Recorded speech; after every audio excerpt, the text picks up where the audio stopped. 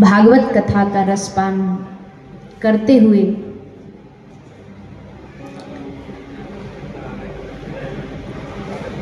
इस भागवत रूपी ग्रंथ को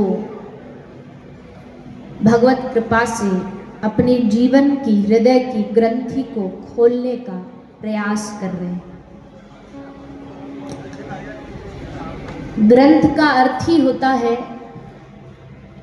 कि जो हमारे हृदय में पड़ी हुई गांठ को खोल दे। हमारे चित्त में लगी हुई ग्रंथि की गांठ को जो खोलना जानता है वही ग्रंथ होता है, उसी को ग्रंथ कहा जाता है। उसमें भी भागवत रूपी ग्रंथ कोई कितनी भी अच्छी से अच्छी किसी ने कुछ लेखनी लिखी हो, कोई रचना लिखी हो, किसी ने कोई कविता लिखी हो, किसी ने कोई संगीत में कोई गाना गायन का कोई शब्द लिखा हो, कोई गीत लिखा हो, वो गीत घर में खुशबू से बता देते कि आज क्या खाना बन रहा है। खुशबू से पता लग जाता उनको, आज ये बना, आज वो बना, आज हलवा बनाया, अच्छा आज पराठे बन रहे, वाह। फिर स्वाद में तो पूछो ही नहीं, स्वाद में तो उनका कोई जवाब ही नहीं है। एक ही वस्तु खाने हमने एक बार ये बड़ी अजीब बात है, वैसे तो हमको खाना बनाने का बिल्कुल शौक नहीं है, पर खाना बनते देखने का बड़ा शौक है। वो भी लाइव में नहीं, कोई ये आजकल ये यूट्यूब टीवी में कुछ नहीं दिखा देते, ये खाने के शो चलते हैं, तो ऐसे तो समय मिलता नहीं, पर कभी कभार देखने को मिल जाए तो अच्छा लगता है देखने में।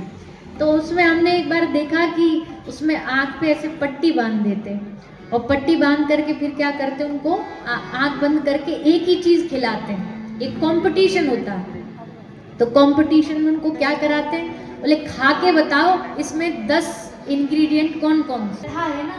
इसमें भी सब प्रतिनिधि महापुरुष की कथा सुनी होगी, उनकी कथा में कुछ और स्वाद आ रहा होगा, हमारी वाली में कुछ थोड़ा बहुत अलग आ रहा होगा, हमसे आगे कोई आएगा तो उसकी में थोड़ा और अलग आएगा। कौन आदमी है जो एक कथा सुन करके ये कहेगा कि मैंने तो सुन ली।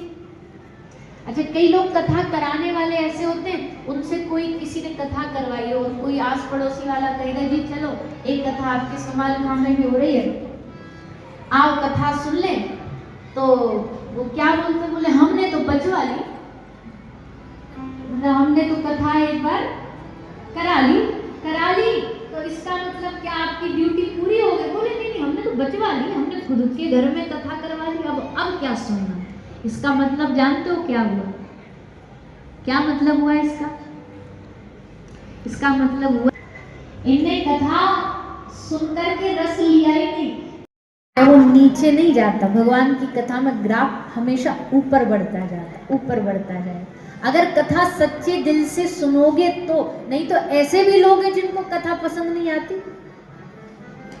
तुलसी बाबा कहते हैं कि तुलसी पूरब जन्म से हरि चर्चा न सुहाए, या सोवे या लड़ भिरे या घर को चलो जाए।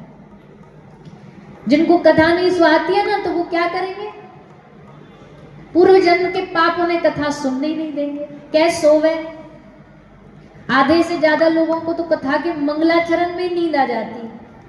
मंगलाचरण मतलब शुरुआत का जो कीर्तन होता है ना 5-10 मिनट, आधे तो उसी में लुढ़क जाते हैं।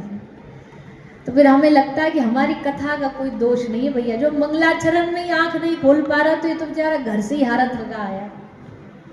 तो चलो कोई बात नहीं, जैसे हारा थका कोई आए ना तो उसको एक और थपकी दा के सो जा चल सो जा। तो वैसे हम भी बोले सो जाओ, चलो कथा में तुमको यहाँ कम से कम चैन की नींद तो मिल रही है।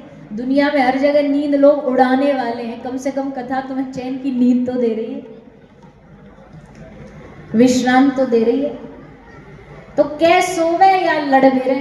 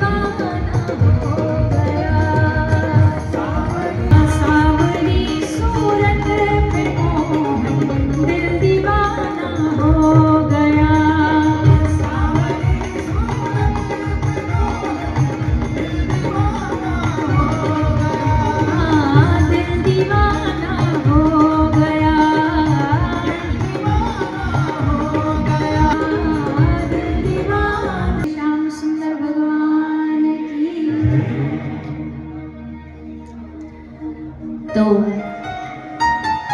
मधुराष्टक का जो भाव है ना, वो ये हिंदी का ये वर्जन है। ठाकुर जी के नेत्र मधुर, होठ मधुर, हाथ मधुर, पांव मधुर, सब अंगों का ठाकुर जी के इस भजन में दर्शन कराया गया।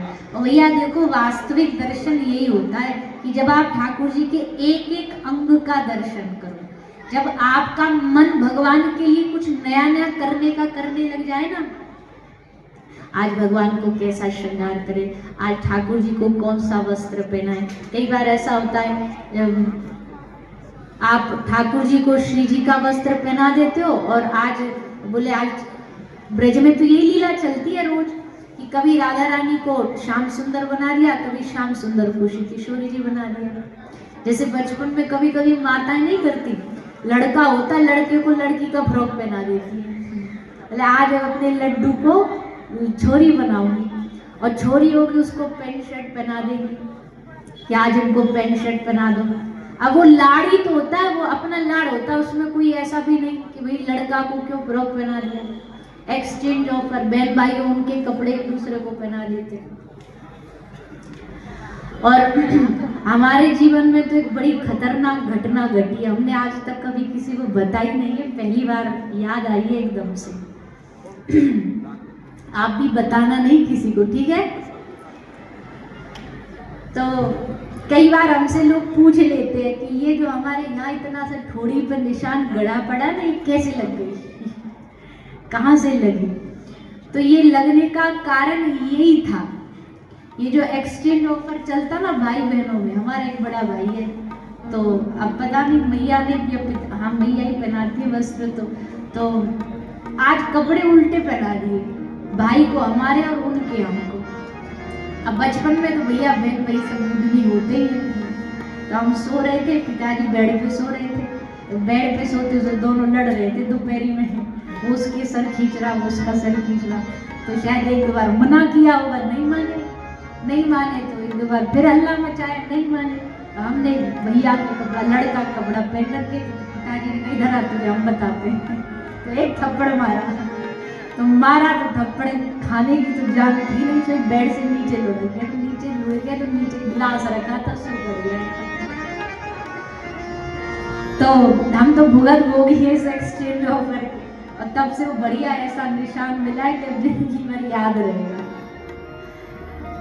तो घर में कभी कभी ऐसे लाड़ में कर देते हैं माँ बाप की, भाई जिसके मुख से बुलवा दिया तो समझो आज यही मन कर रहा है ठाकुर जी, आज यही भाव है। तो ऐसे इसको लाड़ लड़ाना कहते ठाकुर जी को, उनके स्वरूप के लिए कुछ ना कुछ कहीं जाते हैं हम माताएं बहनें, वैष्णो देवी जाएंगे तो वहाँ से भी वो बाहर खिलौने बिकते हैं, चूड़ियाँ बिकती हैं, टॉफियाँ बिकती हैं, सीटी बिकती है, वही ले आएंगी बच्चों के लिए। भक्ति कितनी है, भाव कितना है।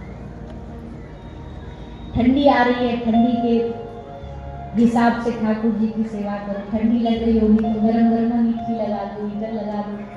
बहुत गर्मी पड़ रही है तो ठंडा ठंडा पंखा लगा दो। वस्त्र भी वैसे पहनाओ मौसम के हिसाब से, ठंडी के समय में वैसे वस्त्र हो, गर्मी के समय में ठाकुर जी को एकदम हल्के वस्त्र पहनाओ, ज्यादा श्रृंगार नहीं करो।